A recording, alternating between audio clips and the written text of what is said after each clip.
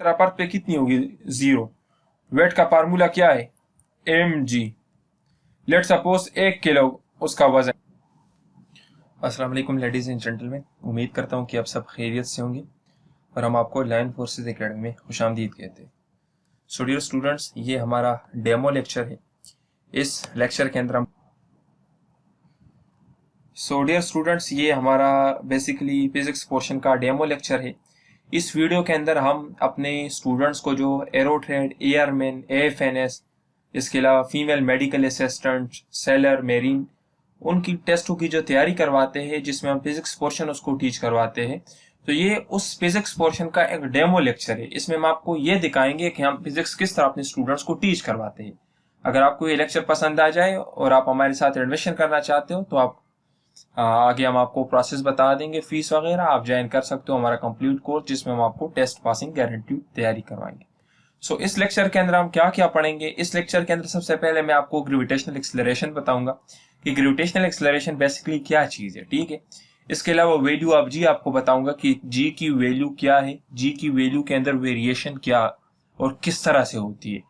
अगर आप मून पे जाते हैं तो जी की वैल्यू के साथ क्या होगा, अगर आप अर्थ की सरफेस पे होते हैं तो जी की वैल्यू क्या होगी, अगर आप सेंटर ऑफ अर्थ पे जाते हैं तो जी की वैल्यू क्या होगी। इसके अलावा मैं आपको स्मॉल जी और कैपिटल जी के दरमियान डिफरेंस बताऊंगा कि स्मॉल जी क्या चीज है और कैपिटल जी क्या चीज है, ठीक है। इसके अलावा डिफरेंस बताऊंगा आपको मास और वेट के दरमियान कि मास क्या चीज है, वेट क्या चीज है, कौन सा चेंज होता है, कौन सा कांस्टेंट रहता है। वैल्यू ऑफ स्मॉल जी जब चेंज होती है तो कौन सा चेंज होता है, ठीक है, मास चेंज होगा या वेट चेंज होगा, ये सारे इस लेक्चर के अंदर मैं आपको बताऊंगा। इसके अलावा पास्ट पेपर्स के एमसीक्यूज हर टॉपिक के साथ पास्ट पेपर्स के जितने एमसीक्यूज है वो भी आपको यहाँ पे मैं शेयर करवाऊंगा, आप लोगों के साथ डिस्कस करूंगा, ठीक है। तो चले बढ़ते हैं अपने लेक्चर की तरफ। सो डियर स्टूडेंट्स, पहला हमारा जो टॉपिक है वो है ग्रेविटेशनल एक्सेलरेशन, ठीक है। ग्रेविटेशनल एक्सेलरेशन क्या चीज है, तो यहाँ पे सबसे पहले हम डिफिनीशन पढ़ते हैं। It is describe as the object receiving an acceleration due to force of gravity acting on it, ठीक है। फोर्स ऑफ ग्रेविटी की वजह से बॉडी का जो एक्सेलरेशन होता है तो उसको हम ग्रेविटेशनल एक्सेलरेशन के, ठीक है। Acceleration of body due to force of gravity. Gravitational force क्या है, अर्थ की attraction power is basically force of gravity, ठीक है। हर चीज को अपने सेंटर की तरफ, अपने तरफ अट्रैक्ट करती है। वो जो फोर्स लगाती है उस फोर्स की वजह से बॉडी में जो एक्सेलरेशन पैदा होती है, जो मोशन पैदा होती है, जो वेलोसिटी पैदा होती है, उस वेलोसिटी में हर सेकंड में जो चेंज आता है तो इसको बेसिकली ग्रेविटेशनल एक्सेलरेशन कहते हैं, ठीक है। इसको हम डिनोट करते हैं स्मॉल जी से, ठीक है। तो और इसका यूनिट क्या है, मीटर पर सेकंड स्क्वायर। ये वाला एमसीक्यूज लास्ट ईयर आया था एएफएनएस का टेस्ट में कि the unit of small g is, ठीक है। तो मीटर पर सेकंड स्क्वायर ये एक्सेलरेशन ही है, ठीक है। और आपको पता है एक्सेलरेशन क्या है, change in velocity per unit time, ठीक है। अच्छा देखिए, आपको मैं सिंपल अल्फाज में बता देता हूं कि इस जी का मतलब क्या है, ठीक है। इस जी का मतलब क्या है आपको मैं आसान अल्फाज में समझाता हूँ, आप इसको समझे ताकि अगर कोई आपसे पूछे इंटरव्यू में भी तो आपको पता हो कि स्मॉल जी क्या है, सिर्फ रट्टा आपने ना लगाया हो कि G is basically force of gravity की वजह से जो एक्सेलरेशन है उसको स्मॉल जी कहते हैं। आप प्रैक्टिकल लाइफ में भी उसको एग्जाम्पल दे सके। तो जिस तरह देखिए, अभी लेट सपोज ये हमारे पास अर्थ का सरफेस है, आप यहाँ से एक बाल फेंकते हो, ये बाल नीचे आएगा ना, अर्थ की तरफ आएगा। लेट सपोज ये हमारे पास अर्थ है, ठीक है, और ये हमारे पास क्या चीज है, ये एक बाल है। अगर आप इसको ऊपर से इस तरह छोड़ देते हो तो ये नीचे आएगा, ठीक है। अभी देखिए हर सेकंड पर इसकी स्पीड जो है, इसकी वेलोसिटी जो है वो चेंज होगी। तो आपको पता है ना एक्सेलरेशन क्या चीज है, change in velocity per unit time, ठीक है। तो अभी आपको समझ आएगी कि ग्रेविटेशनल एक्सेलरेशन क्या चीज है। अर्थ देखे, बाल आपने छोड़ा, ये ग्रेविटी की वजह से और अर्थ की अट्रैक्शन पावर की वजह से अर्थ की तरफ आएगा। इस मोशन के दौरान यहां से यहां आने के दौरान हर सेकंड पर इसकी वेलोसिटी चेंज होगी, इसको हम कहते हैं ग्रेविटेशनल एक्सेलरेशन। अभी कितनी चेंज होगी ये वेलोसिटी, ये भी मैं आपको बता देता हूं, ठीक है। तो देखें नेक्स्ट चीज क्या है कि ग्रेविटेशनल एक्सेलरेशन में हमारे पास वेक्टर क्वांटिटी है। वेक्टर क्वांटिटी क्यों है, क्योंकि इसकी डायरेक्शन सेंटर ऑफ अर्थ की तरफ है, इसका मैग्नीट्यूड भी है और इसका डायरेक्शन भी है। डायरेक्शन इसका क्या है, सेंटर ऑफ अर्थ की तरफ, ठीक है। तो ग्रेविटेशनल एक्सेलरेशन का डायरेक्शन क्या होगा, सेंटर ऑफ अर्थ, और इसका मैग्नीट्यूड क्या होगा, सरफेस ऑफ अर्थ पर इसकी मैग्नीट्यूड क्या होगी, 9.8 मीटर पर सेकंड स्क्वायर, ठीक है। तो अर्थ सरफेस पर इसकी वैल्यू क्या होगी 9.8 मीटर पर सेकेंड स्क्वायर। समझ आ रही है आपको? और ये इसकी मैक्सिमम वैल्यू है, ठीक है। सरफेस ऑफ अर्थ पर स्मॉल जी की वैल्यू मैक्सिमम होगी और इसकी वैल्यू क्या होगी 9.8 मीटर पर सेकेंड स्क्वायर। अभी इस एग्जांपल की तरफ फिर आ जाते हैं। देखें, आपको मैंने ये बताया कि अगर आप एक बाल को छोड़ देते हैं तो ये जमीन की तरफ आएगा। क्यों आएगा? क्योंकि जमीन एक अट्रैक्शन लगाएगा, एक कुव्वत लगाएगा इसके ऊपर।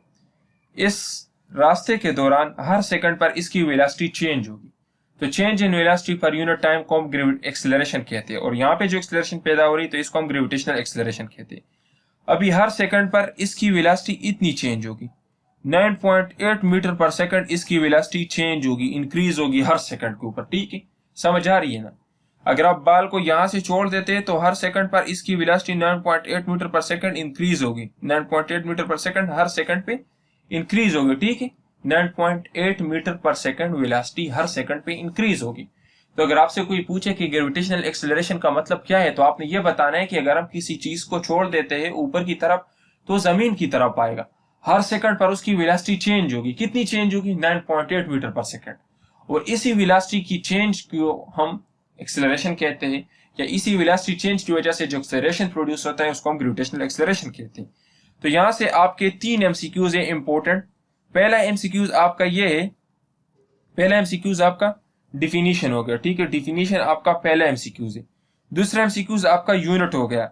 तीसरा एमसीक्यूज के value of gravitational acceleration on the surface of earth कितनी है? 9.8 मीटर पर सेकंड। ये आपका तीसरा एमसीक्यूज हो गया। चौथा एमसीक्यूज, ग्रेविटेशनल एक्सेलरेशन आपके पास वेक्टर क्वांटिटी, इसका मैग्नीट्यूड भी है। मैग्नीट्यूड इसका क्या है? जिस तरह देखें, सरफेस ऑफ अर्थ पर इसकी वैल्यू 9.8 मीटर है, ठीक है, पर सेकंड स्क्वायर। डायरेक्शन इसकी क्या है? सेंटर ऑफ अर्थ, ठीक है। तो ये एमसीक्यूज आपके टेस्ट में इसमें से कोई भी आ सकता है। अभी नेक्स्ट हम एमसीक्यूज की तरफ बढ़ते हैं। लास्ट ईयर टेस्ट में ये एमसीक्यूज आया था कि the gravity of moon is dash of gravity of earth gravity, के इसमें आपको यह बताया गया है कि मून के ऊपर ग्रेविटेशनल फोर्स जो है, या ग्रेविटी या एक्सेलरेशन जो है, या स्मॉल जी जो है, वो अर्थ के मुकाबले में कितनी है, ठीक है। मून के ऊपर स्मॉल जी अर्थ के मुकाबले में कितनी है, आपसे सिंपली ये बताया गया है, आपको कंपैरिजन का बताया गया। तो याद रखें, मैं आपको एक चीज बताता हूं। लेट सपोज ये हमारे पास अर्थ है, ठीक है, ये सेंटर ऑफ द अर्थ है, अर्थ का सेंटर है, ये सरफेस है। आपको मैंने बताया ना कि स्मॉल जी की वैल्यू मैक्सिमम कहां पे होगी? सरफेस ऑफ अर्थ पे, या सरफेस ऑफ अर्थ। यहां पर इसकी वैल्यू कितनी होगी? 9.8 मीटर पर सेकंड स्क्वायर। अगर आप नीचे आओगे तो भी इसकी वैल्यू डिक्रीज होगी, अगर आप ऊपर जाओगे तो भी इसकी वैल्यू डिक्रीज होगी। ये आपने समझना है, ठीक है। इसी तरह देखिए, मून तो अर्थ से ऊपर है ना, तो ये आपके पास मून है। अगर आप मून के ऊपर आते हो तो आपके पास स्मॉल जी की वैल्यू डिक्रीज होगी। कितनी डिक्रीज होगी? 1/6, मीन्स 6 गुना कम होगी, ठीक है। तो आपसे अगर कोई पूछे कि आपके पास ग्रेविटेशनल एक्सेलरेशन कहां पे ज्यादा होगी, तो अर्थ पे, ठीक है। ग्रेविटेशनल एक्सेलरेशन कहां पे ज्यादा होगी? अर्थ पे, मून से ज्यादा होगी, ठीक है।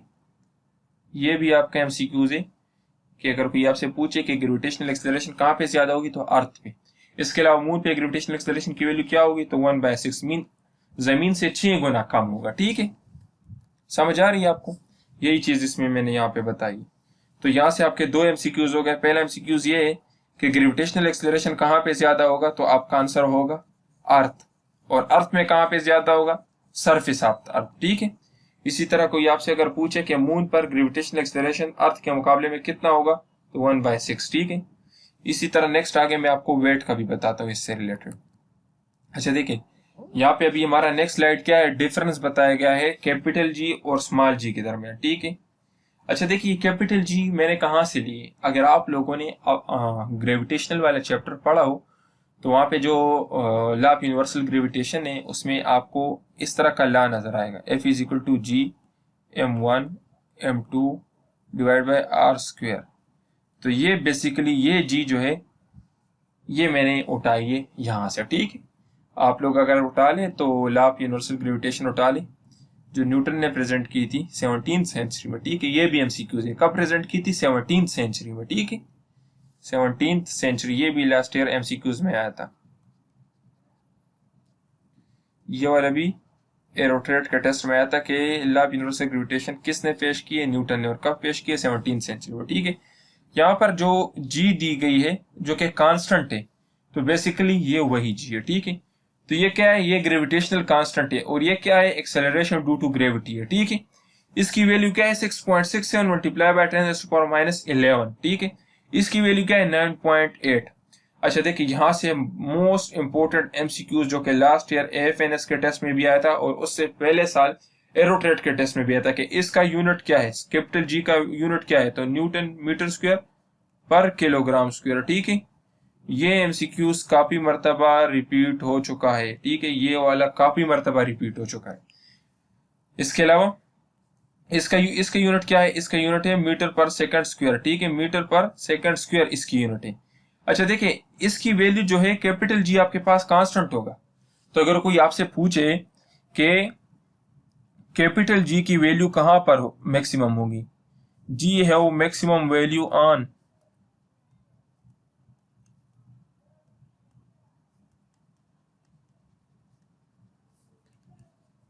Earth surface, centre of earth, moon. अगर कोई आपसे पूछे कि कैपिटल जी की वैल्यू मैक्सिमम कहां पे होगी, और चौथा नंबर आपके पास ऑप्शन हो नन ऑफ दीज, तो आपका आंसर क्या होगा।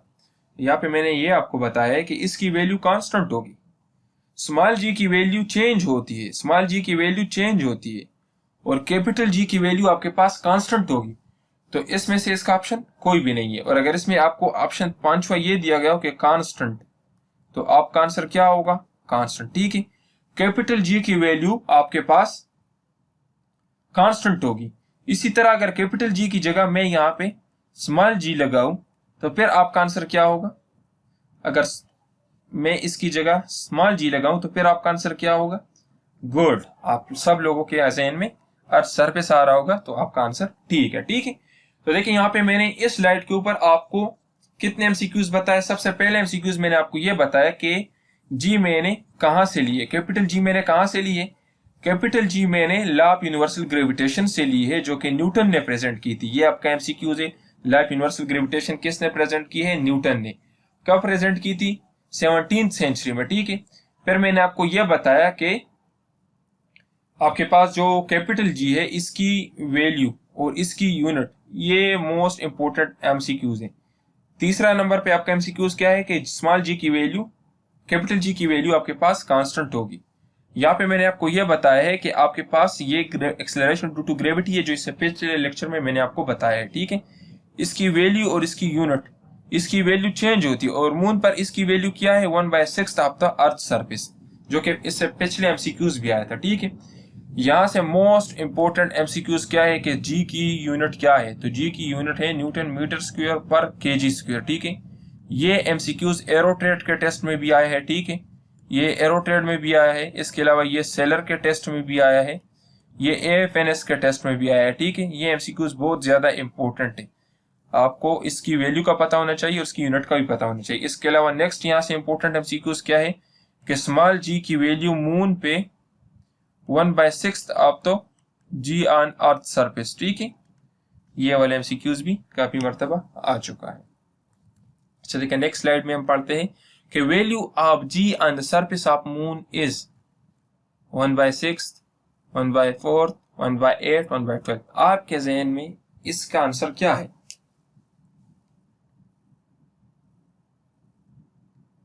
गुड। सो अगर आपके जहन में यह बात आ रही है कि इसमें से करेक्ट ऑप्शन नहीं है, तो आपने इसको सही तरीके से समझा है। ये जानबूझकर मैंने यहाँ पे नन ऑफ दिस का ऑप्शन नहीं लगाया था, ताकि आप लोग इसको समझ सकते हो या नहीं, आपने कुछ सीखा है या नहीं। तो यहाँ पर इसका आंसर क्या होगा, नन ऑफ दिस। क्यों नन ऑफ दिस होगा, गुड। अगर आपके जहन में यह बात आ रही कि इसकी वैल्यू कांस्टेंट होगी हर जगह पे, तो वेरी गुड, आप लोगों ने इसको सही तरीके से समझा है। इसकी जगह अगर स्मॉल जी में लगाऊं, तो फिर आपका आंसर क्या होगा। ठीक है, समझ आ रही है ना आपको। अच्छा देखिए, आपको मैंने बताया था ना स्मॉल जी से रिलेटेड कि स्मॉल जी की वैल्यू में चेंज किस तरह से आएगा, स्मॉल जी की वैल्यू में चेंजेस किस तरह से आती है। ठीक है, तो यहाँ पे आप देखें, आपके पास स्मॉल जी की वैल्यू ये आपके पोल पे मैक्सिमम होगी, ठीक है, इक्वेटर पे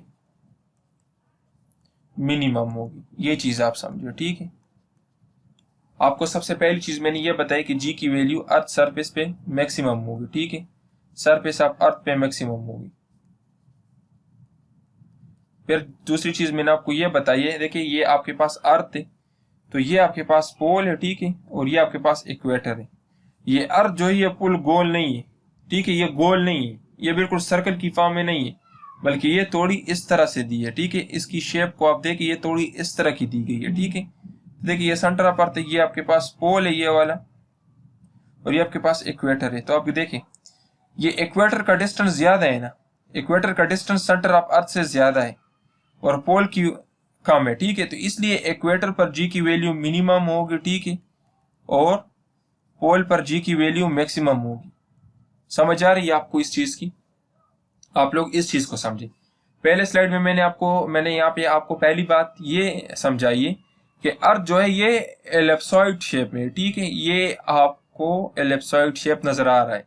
देखिए ये सर्कल है, लेकिन अर्थ सर्कल की शक्ल में नहीं है, अर्थ इस तरह का दी गई है, जो ब्लैक डॉट्स आपको नजर आ रहा है, अर्थ कुछ इस तरह का दी गई है।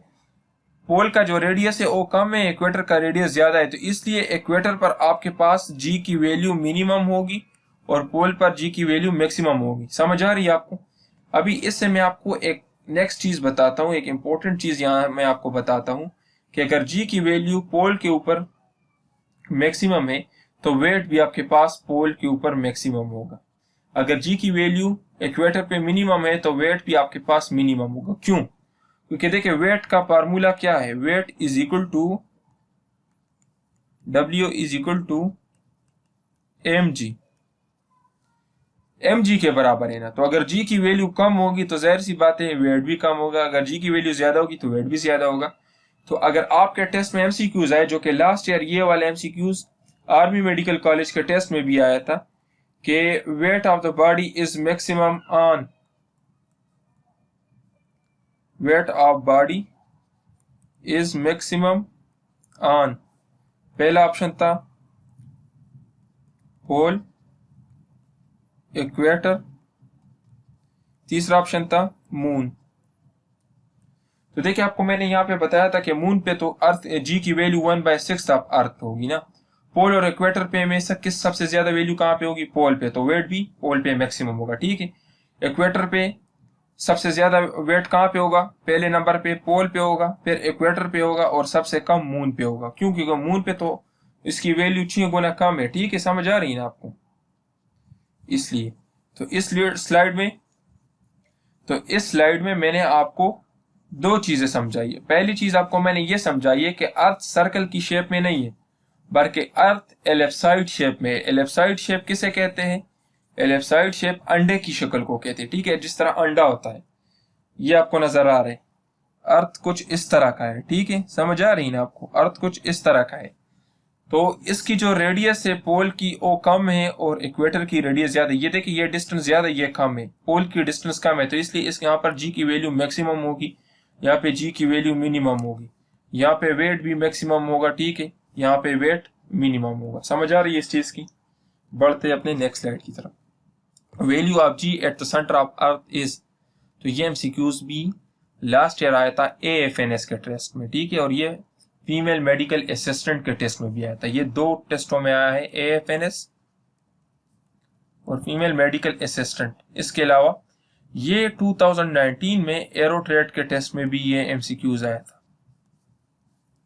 तो इसका आंसर क्या होगा? 0। मैं आपको ये चीज समझाता हूं। ये अर्थ है, ये सेंटर ऑफ अर्थ है। ठीक है, ये सरफेस ऑफ अर्थ है। आपको मैंने एक चीज समझाई है कि सरफेस ऑफ अर्थ पर जी की वैल्यू मैक्सिमम होगी 9.8 मीटर पर सेकंड स्क्वायर। ठीक है, ये surface of earth. Let suppose यहाँ पर हमने एक बॉडी रखी हुई है जो कि आपका एक बॉडी, अगर आप इसको सरफेस ऑफ अर्थ से सेंटर की तरफ लाओगे तो जी की वैल्यू डिक्रीज होगी, जी वैल्यू डिक्रीज होगी, ठीक है। इसी तरह अगर आप यहां से ऊपर जाओगे तो भी जी की वैल्यू डिक्रीज होगी, ठीक है।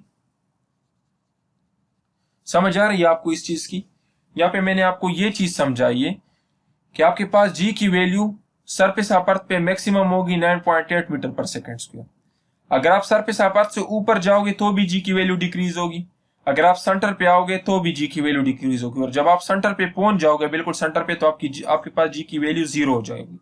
इसी तरह अगर कोई आपसे ये पूछे कि अगर आप सेंटर से सरफेस की तरफ जाओगे तो जी की वैल्यू के साथ क्या होगा, तो जी की वैल्यू इंक्रीज होगी, ठीक है। जी की वैल्यू इंक्रीज होगी। क्यों इंक्रीज होगी? क्योंकि सेंटर अपवर्थ पे जी की वैल्यू जीरो है और सरफेस पे मैक्सिमम है, तो अगर आप यहाँ से यहाँ जाओगे तो इंक्रीज होगी और सरफेस पे सबसे ज्यादा बढ़ जाएगी, ठीक है। समझ आ रही है? इसी तरह अगर आप ऊपर से नीचे आओगे सरफेस अपवर्थ की तरफ तो भी आपके पास वैल्यू इंक्रीज होती जाएगी। तो यहाँ पे मैं आपको एक आसान सा एग्जाम्पल देता हूँ। देखें, ये हमने सरफेस अपवर्थ लिया। अगर आप इसकी तरफ आओगे ना तो जी की वैल्यू इंक्रीज होगी, जी की वैल्यू इंक्रीज होगी। अगर आप ऊपर से नीचे आओगे सरफेस अपवर्थ की तो जी की वैल्यू इंक्रीज होगी। अगर आप नीचे से ऊपर जाओगे सरफेस अपवर्थ की तरफ, ये सेंटर अपवर्थ है लेट सपोज, तो जी की वैल्यू इंक्रीज होगी। अगर आप इसके अपोजिट कोई काम करोगे तो जी की वैल्यू डिक्रीज होगी। लेट सपोज अगर आप ऊपर जा रहे हो डिक्रीज होगी, अगर आप नीचे आ रहे हो डिक्रीज होगी। समझ आ रही है आपको इस चीज की? तो यहाँ से कोई भी एमसीक्यूज आ सकता है, तो आपने ये याद रखना है कि जी की वैल्यू सेंटर ऑफ अर्थ पे जीरो होगी। अगर आप सेंटर ऑफ अर्थ से सरफेस की तरफ जाओगे तो जी की वैल्यू इंक्रीज होगी, सरफेस ऑफ अर्थ पे इसकी मैक्सिमम वैल्यू होगी। अगर आप सरफेस ऑफ अर्थ से ऊपर जाओगे तो आपके पास जी की वैल्यू डिक्रीज होगी। अच्छा देखिए, यहाँ पर मैंने वेट और मास के दरमियान डिफरेंस बताया है, ठीक है। अभी देखिए वेट क्या है। वेट का फार्मूला ये है, weight is equal to m g, mass multiply by gravitational acceleration. ये बंदा अर्थ सरफेस पे खड़ा है, अर्थ इसके ऊपर जितना कुवत लगा रहा है ना, जितना अट्रैक्शन पावर लगा रहा है, इसको हम कहते हैं वेट, ठीक है। अर्थ इस बॉडी के ऊपर जितना अट्रैक्शन लगा रहा है ना अपने ऊपर, तो इसको हम कहते हैं वेट। ये अर्थ है, इसके ऊपर ताकत लगा रहा है अपनी तरफ खींचने की, तो इसको हम कहते हैं वेट। मास क्या है? ये बॉडी इस अर्थ के ऊपर जितना जोर लगा रहा है ना, जाहिर सी बात है जब आप किसी चीज के ऊपर खड़े हो जाते हो तो आपका वजन लगता है उसके ऊपर ना, तो उसको हम कहते हैं मास, ठीक है। तो मास क्या है? Mass is basically quantity of matter, quantity of matter, ठीक है। मास का फार्मूला क्या है? आपने देखा होगा, फोर्स क्या है? Force is equal to F is equal to m a. तो आपके पास मास क्या हो जाएगा? F by m. तो यहां से लिया, ठीक है। न्यूटन लॉ आपने पढ़ा होगा, ये न्यूटन लॉ से लिया गया, ठीक है। तो आपको मैंने वेट और इसके अलावा मास के दरमियान डिफरेंस समझा दिया। देखिए यहाँ पर वेट के फार्मूले में आपको स्मॉल जी नजर आ रही है। आपको मैंने बताया था कि स्मॉल जी की वैल्यू चेंज होती है। जब स्मॉल जी की वैल्यू चेंज होती है तो इट मीन्स वेट भी चेंज होगा, और मास आपके पास हर जगह कांस्टेंट रहेगा, ठीक है। ये बहुत इंपॉर्टेंट पॉइंट है, इससे एमसीक्यूज आए थे लास्ट ईयर एरोट्रेट के टेस्ट में, वो मैं आपको समझाता हूँ अब। तो यहाँ पर सबसे पहले यह बताया कि body mass of body is maximum 8, तो आपको ये एमसीक्यूज मैंने पीछे समझाया था। कहां पे मैक्सिमम होगी? गुड, शाबाश बताए। Mass of body is maximum 8। तो अगर आपके जहन में पोल आ रहा है कि पोल पर मास ऑफ बॉडी मैक्सिमम होगी, तो आप बिल्कुल गलत कह रहे हैं, क्योंकि मास ऑफ बॉडी कांस्टेंट होगा। मास ऑफ बॉडी हर जगह पे कांस्टेंट होगा। अगर इस मास की जगह यहां पर मैं ये डालता,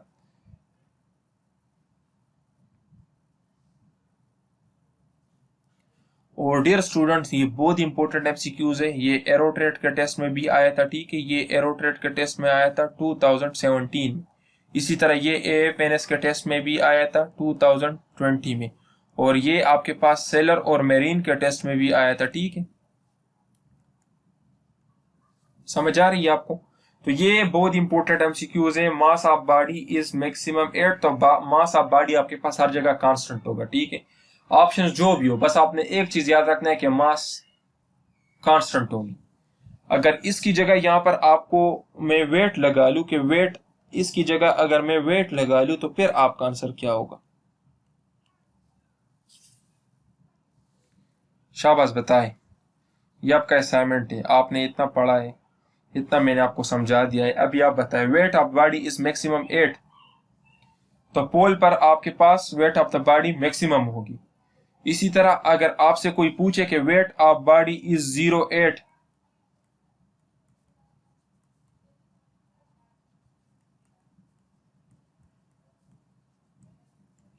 और ऑप्शन ये 4 हो, तो आपका आंसर क्या होगा? Centre of earth. Centre of अर्थ पर वेट आपके पास 0 होगा। क्यों 0 होगा? क्योंकि मैंने आपको बताया कि स्मॉल जी की वैल्यू सेंटर ऑफ अर्थ पे कितनी होगी? 0। वेट का फार्मूला क्या है? mg। लेट सपोज 1 किलो उसका वजन है, उसका मास जो है 1 kg। अगर आपने उसका वेट मालूम करना है तो इसकी जगह ये पुट कर ले, 1 kg multiply by small G. Small G की वैल्यू सेंटर ऑफ अर्थ पे क्या है? 0। तो 1 multiply by 0 is equal to 0। तो यहां से एक इंपॉर्टेंट एमसीक्यूज दूसरा मैंने आपको बता दिया है, जो कि इस साल इसके आने के चांसेस बहुत ज्यादा है। अगर आपसे कोई पूछे, इंटरव्यू में पूछे या आपके टेस्ट में एमसीक्यूज आए कि वेट ऑफ बॉडी इज 08, तो आपका आंसर क्या होगा? Centre of earth. Wait of body is maximum 8 पोल, ठीक है। Mass of body is constant. Constant क्या चीज होगी? मास होगी, ठीक है। वेट ऑफ द बॉडी 0 कहां पे होगी? तो आपके पास सेंटर ऑफ अर्थ पे। अगर इंटरव्यू में आपसे पूछे कि सेंटर ऑफ अर्थ पर बॉडी की वेट क्यों 0 है, तो आपने बताना है कि वहां पर ग्रेविटेशनल एक्सेलरेशन 0 है, ठीक है। वहां पर स्मॉल जी की वैल्यू 0 है, तो इसलिए आपके पास वेट 0 होगा। समझ आ रही है इस चीज की? अच्छा देखिए, मैंने यहाँ पे मास और वेट के दरमियान डिफरेंस बता दिया है। तो देखिए, quantity of matter in a body is called mass, ठीक है। इसी तरह weight is the gravitational force, तो ये ग्रेविटेशनल फोर्स है। Earth attracts object towards its centre. Earth, जमीन अपने सेंटर की तरफ हर चीज को अट्रैक्ट करता है, जितना कुवत लगाते हैं तो उसको हम वेट कहते हैं। मास आपके पास स्केलर क्वांटिटी है, वेट आपके पास वेक्टर क्वांटिटी है। इसकी डायरेक्शन क्या होगी? सेंटर ऑफ अर्थ, ठीक है। सेंटर ऑफ अर्थ इसकी डायरेक्शन होगी। इसी तरह देखिए, mass of body is constant everywhere. Wait of the body is variable. क्यों वेरिएबल है? क्योंकि जी की वैल्यू चेंज होती है। स्मॉल जी की वैल्यू चेंज होती है, तो इसलिए आपके पास वेट भी चेंज होगी, ठीक है। तो वेट आपके पास मैक्सिमम वेट कहां पे होगा? वेट मैक्सिमम कहां पे होगा? सरफेस ऑफ अर्थ पे। वेट आपके पास 0 कहां पे होगा? सेंटर ऑफ अर्थ पे। तो ये आप अपने साथ याद रखें, ठीक है। वेट का यूनिट क्या है? ये एमसीक्यूज लास्ट ईयर आया था एरोट्रेड और एएफएनएस के टेस्ट में। तो वेट की यूनिट क्या है? न्यूटन।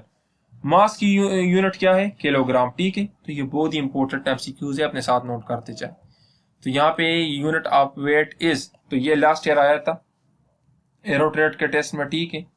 इसके अलावा ये सेलर के टेस्ट में भी आया था, और एफएमए फीमेल मेडिकल असिस्टेंट के टेस्ट में भी आया था। तो यूनिट ऑफ वेट इज, तो आपका आंसर क्या होगा? न्यूटन, ठीक है। इसके अलावा अगर आप airman, aerotrade, sportsman, female medical assistant और FFNDI, इसके अलावा AFNS की तैयारी करना चाहते हैं तो हमारे साथ रब्ता कर सकते हैं।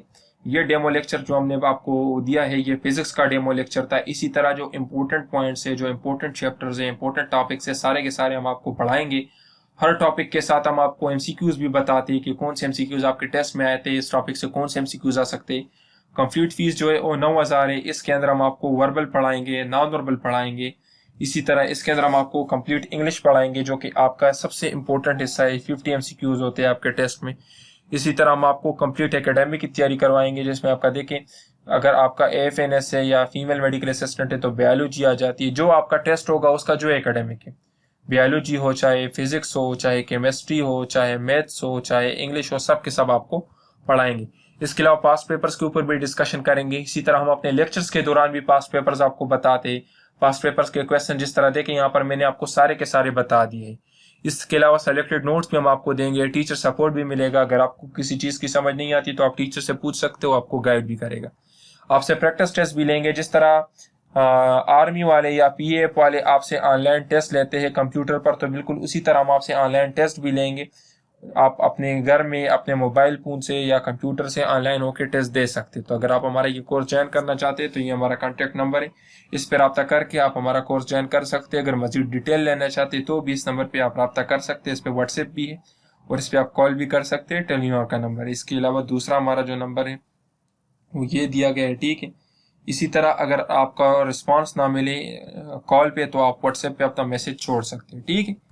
सो थैंक यू डियर स्टूडेंट्स, अपना बहुत ख्याल रखिए, हमारे चैनल को लाजमी सब्सक्राइब करें, ये वीडियो अपने मज़ीद दोस्तों के साथ व्हाट्सएप और फेसबुक ग्रुप्स में भी शेयर करें, क्योंकि हो सकता है कि आपकी इस शेयरिंग की वजह से किसी बंदे का भला हो जाए, या हो सकता है कि आपको यहाँ से एक MCQs या एक बात सीखने को मिले। तो इसी तरह आप औरों को भी फ़ायदा पहुँचाए ताकि आप भी कामयाब हो, बाकी भी कामयाब हो। अल्लाह आपकी तमाम ख्वाहिशात पूरी करे। वस्सलाम।